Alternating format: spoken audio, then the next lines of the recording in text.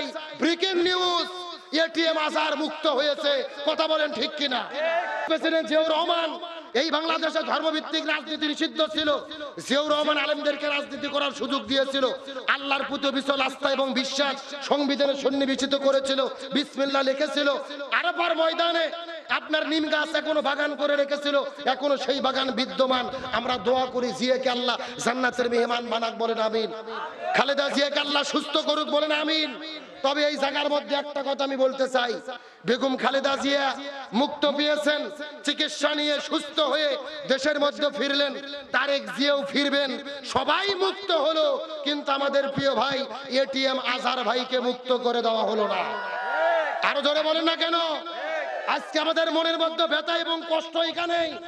খালেদা জিয়া মুক্তি হয়ে চিকিৎসা নেয়, তারেক জিয়া দেশে ফেরে, আল্লামা মামুনুল হক মুক্ত হয়, আমির হামজা মুক্ত হয়, রফিকুল ইসলাম মাদানী মুক্ত হয়। অথচ স্বাধীনতার 8 মাস পার হয়ে গেল, এটিএম আজহার ভাই কেন মুক্ত হলো না? এটা সরকারের কাছে আমরা জানতে চাই। আজকে শুনানি রয়েছে, সরকারকে বলতে চাই আর কোনো টাল বাহানা চলবে না।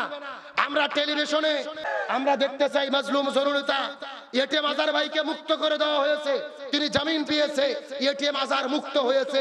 এমন একটা খবর শুনলেই মানুষের কলিজা শীতল হবে।